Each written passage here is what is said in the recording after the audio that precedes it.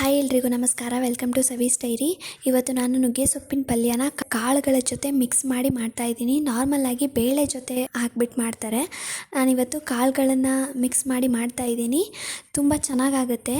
ತುಂಬ simple recipe, ಬೇಗ ಮುಗ್ದೋಗುತ್ತೆ. ಬನ್ನಿ ಹೇಗೆ ಮಾಡೋದಂತ ನೋಡ್ಕೊಂಡು ಬರೋಣ. ಫಸ್ಟು ಒಂದು ಬಾಣಲೆಗೆ ನಾನು ಸ್ವಲ್ಪ ಎಣ್ಣೆ ಹಾಕ್ಕೊಂಡು ಸಾಸಿವೆ ಹಾಕಿ, ಸಾಸಿವೆ ಸಿಡಿದ ತಕ್ಷಣ ಒಂದು ಈರುಳ್ಳಿನ ಚಿಕ್ಕದಾಗಿ ಕಟ್ ಮಾಡಿ ಹಾಕ್ಕೊಳ್ತಾ ಇದ್ದೀನಿ. ಈರುಳ್ಳಿ ಫ್ರೈ ಆದ ತಕ್ಷಣ ಒಂದು ಟೊಮೆಟೊನ ಚಿಕ್ಕದಾಗಿ ಕಟ್ ಮಾಡಿ ಅದನ್ನು ಕೂಡ ಫ್ರೈ ಮಾಡ್ಕೊಳ್ತಾ ಇದ್ದೀನಿ. ಇದಾದಮೇಲೆ ನಾನು ನೆನೆಸಿಟ್ಕೊಂಡಿರೋ ಕಾಳುಗಳನ್ನು ಹಾಕ್ಕೊಳ್ತಾ ಇದ್ದೀನಿ. ಕಾಳುಗಳು ನಾನು ಹೆಸರು ಕಾಳು ಮತ್ತು ಮಡಿಕೆ ಕಾಳು ಎರಡನ್ನೂ ಮಿಕ್ಸ್ ಮಾಡಿ ಹಾಕ್ಕೊಂಡಿದ್ದೀನಿ. ಎರಡನ್ನೂ ಸ್ವಲ್ಪ ಸ್ವಲ್ಪ ಒಂದೊಂದು ಹಿಡಿಯಷ್ಟು ತೊಗೊಂಡು ನೆನೆಸಿಟ್ಕೊಂಡಿದ್ದೆ. ನಿಮಗೆ ಯಾವುದು ಎರಡು ಬೇಡ ಅಂತಂದರೆ ಒಂದು ಕಾಳನ್ನ ಅಂದರೆ ಹೆಸರು ಕಾಳನ್ನ ಯೂಸ್ ಮಾಡಿ, ಚೆನ್ನಾಗಿರುತ್ತೆ. ಹೆಸರು ಕಾಳನ್ನ ಮಾತ್ರ ನೆನೆಸಿಟ್ಕೊಂಡು ನೀವು ಅದನ್ನು ಮಾತ್ರ ಮಿಕ್ಸ್ ಮಾಡ್ಕೊಂಡು ಹಾಕ್ಕೋಬೋದು. ಇದೆಲ್ಲ ಲೈಟಾಗಿ ಒಂದ್ಸಲ ಮಿಕ್ಸ್ ಮಾಡ್ಕೊಂಡಾದಮೇಲೆ ಒಂದು ಚಿಟಿಕೆಯಷ್ಟು ಅರಿಶಿನ ಮತ್ತು ಒಂದು ಅರ್ಧ ಟೀ ಸ್ಪೂನ್ ಆಗೋಷ್ಟು ಉಪ್ಪು ಹಾಕ್ಕೊಂಡು ಮತ್ತು ಇದನ್ನೆಲ್ಲ ಒಂದ್ಸಲ ಚೆನ್ನಾಗಿ ಮಿಕ್ಸ್ ಮಾಡಿಕೊಂಡು ಪ್ಲೇಟ್ ಮುಚ್ಚಿ ಒಂದು 2 ಮಿನಿಟ್ಸ್ ಇದನ್ನು ಬೇಯಕ್ಕೆ ಬಿಡಬೇಕಾಗತ್ತೆ. ನಾನು ಯಾವುದೇ ನೀರು ಹಾಕ್ಕೊಂಡಿಲ್ಲ ಈ ಟೈಮಲ್ಲಿ.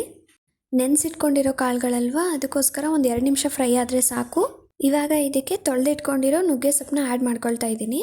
ಸೊಪ್ಪು ಹಾಕಿದ ತಕ್ಷಣವೇ ನಾನು ಇದನ್ನು ಮಿಕ್ಸ್ ಮಾಡ್ಕೊಳ್ಳಲ್ಲ ಕಾಳುಗಳ ಜೊತೆಗೆ.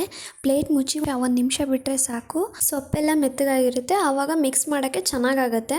ನೀಟಾಗಿ ಒಂದ್ಸಲ ಮಿಕ್ಸ್ ಮಾಡ್ಕೊಂಡಾದಮೇಲೆ ಇದಕ್ಕೆ ಇವಾಗ ಖಾರದ ಪುಡಿ ಹಾಕ್ಕೊಳ್ತಾ ಇದ್ದೀನಿ. 1 ಸ್ಪೂನ್ ಆಗೋಷ್ಟು ಖಾರದ ಪುಡಿ ಮತ್ತು ಒಂದು ಅರ್ಧ ಸ್ಪೂನ್ ಆಗೋಷ್ಟು ಉಪ್ಪನ್ನ ನಾವು ಕಾಳುಗಳ ಜೊತೆಗೆ ಮೊದಲೇ ಹಾಕಿದ್ವಲ್ಲ, ಅದಕ್ಕೆ ನೋಡ್ಕೊಂಡು ಉಪ್ಪು ಹಾಕ್ಕೊಳ್ಳಿ.